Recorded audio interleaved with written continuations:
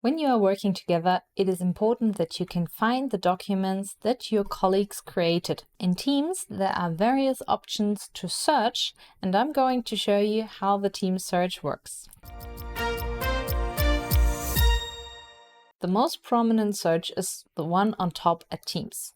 You can just type in here any word that you are looking for in your documents, just press enter, and you are searching. The results shown to me is a mix of messages, files, and people.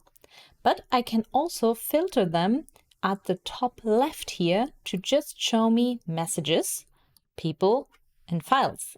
So if I know specifically what I'm looking for, this is the first filter I can apply. There are also filters below. So if I know even more specific, for example, where my file is, so in which team specifically, what my file type is, who it was last modified, or what the date is, I can even more filter down my search and will more likely find it. Going again on messages, here the messages are shown either from my Teams message or directly in a conversation with me, so a direct chat. If I click on any of those messages, it will open up, or I can go directly to the message and it will bring me right to it.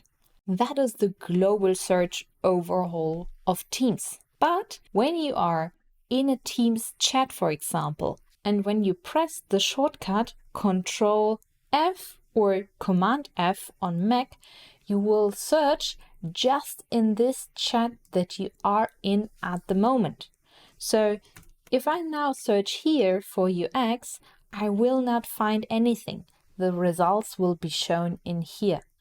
Whereas I can see all the chat messages at the moment.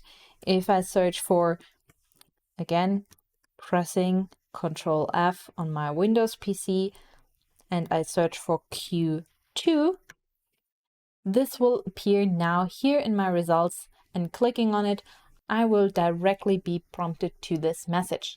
This now looks a little bit different than the screen I had before because it is just showing me the conversation. So the same thing as when I extend the messages here.